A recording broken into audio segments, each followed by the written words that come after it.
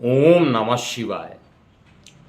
मैं हूं एस्ट्रोलजर के एम सिन्हा और मैं अपने इस यूट्यूब चैनल पर आप सभी का हार्दिक स्वागत करता हूं। देखिए, सबसे पहले तो आदित्य मिशन पर जो भविष्यवाणी की गई थी, जिसमें लैग्रेंजेस पॉइंट को डिफाइन किया गया था एस्ट्रोफिजिक्स की सहायता से, और लैग्रेंजेस पॉइंट आपको बताया गया था, पूरा डिटेल एनालिसिस करके पुराने वीडियो में बताया गया था कि उस पॉइंट तक सूर्ययान पहुंचेगा। आदित्य L1 मिशन जो है वहां तक पहुंचेगा, और इसमें L1 का मतलब लैग्रेंजेस पॉइंट 1 के बारे में बताया था। और इससे पहले चंद्रयान पर भी भविष्यवाणी की गई थी कि चंद्रयान सफलतापूर्वक लॉन्च होगा। इसरो की सफलता लगातार, क्योंकि अगर आपको याद होगा लोकसभा 2019 के जिस दिन रिजल्ट आए थे, उस समय शपथ समारोह की कुंडली देखकर मैंने ये बोला था कि आने वाला जो समय है वो एक के बाद एक उपलब्धियां टेक्निकल क्षेत्र में भारत आगे बढ़ेगा। पहले कैश यूज़ ज़्यादा होता था, अब आज के डेट में देखिए यूपीआई या डिजिटल पेमेंट जो है वो कितनी तेज़ी से बढ़ा है। इसी तरीके से टेक्नोलॉजी के क्षेत्र में अगर देखा जाए तो जो भी इसरो ने, इंडियन स्पेस रिसर्च ऑर्गेनाइजेशन ने जिस तरीके का प्रयास किया है और उसको सफलतापूर्वक लॉन्च किया है, ये भी एक बड़ी बात है। लेकिन आज के हम इस वीडियो में केवल ये बताना चाहते हैं कि लोकसभा चुनाव 2024 में अब बहुत कुछ ही दिन बचे हुए हैं। उससे पहले कुछ ऐसी भविष्यवाणियां मैं यहाँ पर दे रहा हूँ जो लोकसभा चुनाव से पहले होकर रहेगा। तो समय ना वेस्ट करते हुए सीधी बात करते हैं कि कौन कौन सी वो भविष्यवाणी है जो लोकसभा चुनाव 2024 के प्रारंभ होने से पहले होकर रहना है। और आप अपनी प्रतिक्रिया कमेंट सेक्शन में लिखिएगा। जो नए दर्शक हैं वो चैनल को सब्सक्राइब कर लीजिए और बेल आइकन को प्रेस कर दीजिएगा। और बाकी लोगों को तो पता होगा कि मैंने ये बोला था कि लोकसभा चुनाव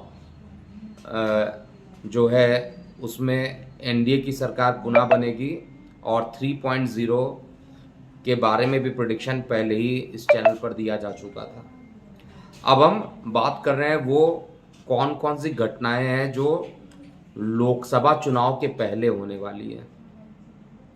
देखिए, सबसे पहले इसके लिए मेदिनी एस्ट्रोलॉजी का यूज़ किया गया है, और इसमें जिस डेट में राहुल गांधी द्वारा जो यात्रा प्रारंभ की जा रही है, न्याय यात्रा जो प्रारंभ की जा रही है, पहले तो वो भारत जोड़ने का प्रयास कर रहे थे और भारत को जोड़ते जोड़ते अपनी पार्टी को हरा बैठे। तो पहले मेरा तो रिक्वेस्ट है, कांग्रेस जोड़ो यात्रा उनको करना चाहिए, लेकिन ठीक है, वो कांग्रेस तो नहीं जोड़ पा रहे हैं लेकिन न्याय देने के लिए अब आगे बढ़ना चाह रहे हैं।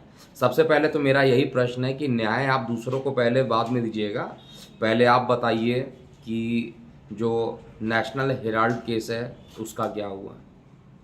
नेशनल हेराल्ड केस में जिस तरीके से तलवार इनके ऊपर ऑलरेडी लगी हुई है, तो न्याय का क्या मतलब होता है? न्याय का मतलब होता है लोगों को आप न्याय देने के लिए आगे चल रहे हैं, लेकिन खुद भी तो आपका जो दामन है, ऑलरेडी कहा जाए तो न्याय के लिए आप भी अभी, मतलब कांग्रेस पार्टी पूरे तरीके से घिरी हुई है।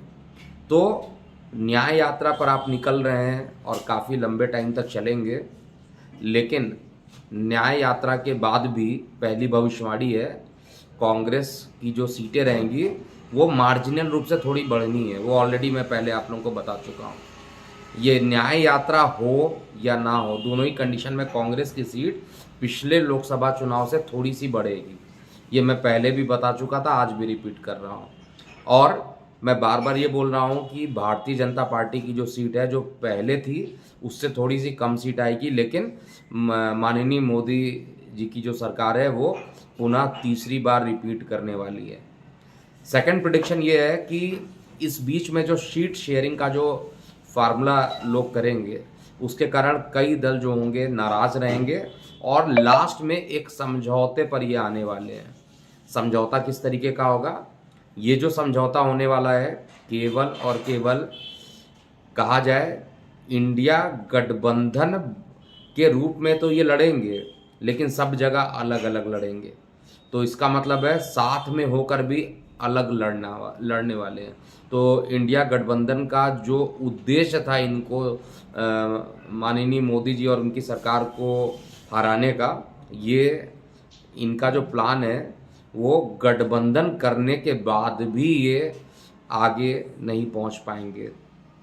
तीसरी बात, कई राज्यों में आप देखिएगा कि लोकसभा चुनाव से पहले ही, जैसे मैंने बता चुका हूं कि कुछ राज्य ऐसे हैं जैसे झारखंड है, इसके अलावा बिहार है, दिल्ली है। हालांकि दिल्ली में मैंने बोला लोकसभा चुनाव के बाद ऐसी घटना होगी, वहाँ पर भी जो केंद्रीय जांच एजेंसी है उसका वो अपने कामयाबी में सफलता उनको मिल जाएगी, और इतनी बार समन भेजा गया और लोग उसको ऐसे नेगलेक्ट कर रहे हैं जैसे उन्होंने कुछ किया ही ना।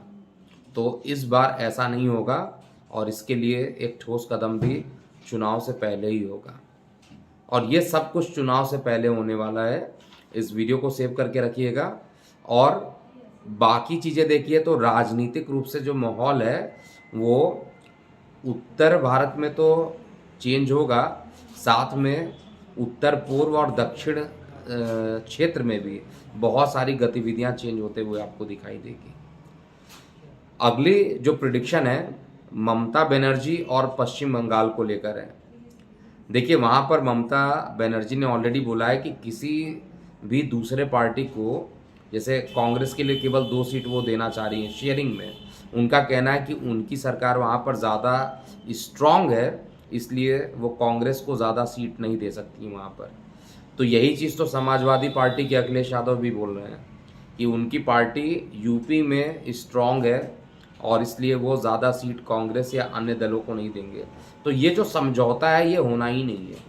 ये जो समझौता है ये कहा जाए तो इंडिया गठबंधन का जो मेन उद्देश्य जो इन्होंने बनाया है, ये खुद ही उस पर एक जगह पर टिके नहीं रह पाएंगे, और सीट बंटवारे के लिए इतना कॉम्प्रोमाइज़ करना पड़ेगा कि ये गठबंधन होने के बाद भी ऐसा लगेगा कि इससे कोई फ़र्क नहीं पड़ रहा है। ऐसा मैं क्यों बोल रहा हूँ? देखिए अगर मैं इसको एक्सप्लेन करने लगूँ मेदिनी ज्योतिष से, क्योंकि आप लोगों को कई बार बता चुका हूँ कुंडली में जो चौथा भाव होता है वो जनता का भाव होता है।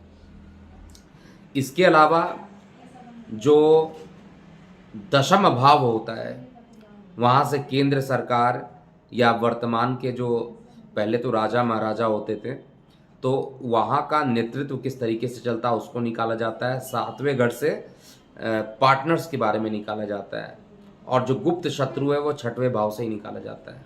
तो एक प्रकार से कहा जाए तो वर्तमान राज्य सरकार, वर्तमान केंद्र सरकार के लिए जो 6वां घर है वो एक प्रकार से कहा जाए तो गुप्त शत्रु का ही काम करेगा, और वो पोजीशन बहुत ज़्यादा स्ट्रांग नहीं है। वृषभ लगन की कुंडली बनती है भारत की, और ओवरऑल जो कंडीशन बनता है वो बहुत बढ़िया नहीं यहाँ पर बनता है। इसलिए पूरा डिस्क्रिप्शन पार्ट ना देकर केवल पॉइंट टू पॉइंट बताया हूँ, और जैसे ही लोकसभा चुनाव प्रारंभ होगा आप इसमें ज़रूर कुछ चीज़ें चेक कीजिएगा। इसके बाद मैं आपको एक और चीज़ बताना चाहता हूँ। बहुत सारे लोग जो भविष्य मालिका को लेकर कहते हैं कि 2024 में चुनाव ही नहीं होंगे, अब उनकी भविष्यवाणी क्या उनसे ज़रूर पूछिएगा। लेकिन एक चीज़ तो मैं श्योर हूँ कि भविष्य मालिका गलत नहीं हो सकती है। भविष्य मालिका का जो इंटरप्रिटेशन किया जा रहा है, जिस तरीके से उसको वर्णित किया जा रहा है, ये कॉमर्शलाइज कर दिया गया है। कुछ लोगों ने बुक लिखा है और बुक को सेल करने के लिए ऐसी सी भविष्यवाणी दे रहे हैं। कुछ लोग डरा कर व्यूअर सब्सक्राइबर को बढ़ाने के लिए ऐसी भविष्यवाणी कर रहे हैं, लेकिन उसका जो सही रूप है उसको समझने के लिए बहुत टाइम देने की आवश्यकता होगी, क्योंकि सामान्य कोडिंग नहीं है। इसलिए मैं यही कहना चाहता हूँ अपने इस वीडियो के माध्यम से कि भविष्यमालिका का बात मैं करता ही नहीं आज, लेकिन क्योंकि लोकसभा चुनाव में कहा गया था कि भविष्यमालिका के अकॉर्डिंग चुनाव नहीं होंगे, और निश्चित रूप से देखिए चुनाव होने वाले हैं। हालांकि अभी भी 3 मंथ का टाइम है, लेकिन 3 मंथ जल्दी ही बीत जाएगा और चुनाव भी होंगे और रिजल्ट भी आएगा। और आप जाते जाते ज़रूर ये बताइएगा कि आपको क्या लगता है कि कांग्रेस की जो न्याय यात्रा है वो कितनी अच्छी होनी चाहिए, या क्या उनको न्याय यात्रा यानी हर जगह अन्याय ही दिखता है।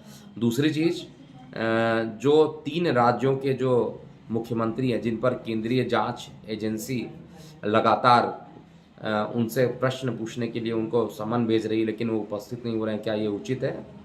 तीसरी सबसे इम्पॉर्टेंट बात, ईवीएम को लेकर भी बहुत सारे लोग यहाँ पर हल्ला करने की भी कोशिश करेंगे, ये भी मुझे दिखाई दे रहा है कि इसको बैलेट पेपर से किया जाए और बैलेट पेपर से चुनाव करने पर क्या गारंटी है कि वहाँ पर भी प्रॉब्लम नहीं होगा, क्योंकि पहले के समय जो प्रॉब्लम होता था आप लोगों को पता है कि किस तरीके से वहाँ पर भी धोखाधड़ी होता था। और ऐसे लोगों से जो लोग ईवीएम के लिए रो रहे हैं उनके लिए मैं यही प्रश्न पूछना चाहूँगा। हिमाचल में कांग्रेस चुनाव जीती, कर्नाटका में कांग्रेस चुनाव जीती, अभी रिसेंटली तेलंगाना में कांग्रेस चुनाव जीती, तो क्या वहाँ पर ईवीएम ने गलत रिजल्ट दिया? तो इस तरीके के प्रश्न जो हैं बड़े स्वाभाविक हो जाते हैं। तो ईवीएम पे भी लोकसभा चुनाव से पहले बहुत सारे विरोध होने वाले हैं, लेकिन सभी के बाद भी आएंगे तो मोदी। आप अपनी प्रतिक्रियाएं कमेंट सेक्शन में ज़रूर लिखिएगा। अभी के लिए इतना ही। मैं हूं एस्ट्रोलॉजर के एम सिन्हा। ओम नमः शिवाय।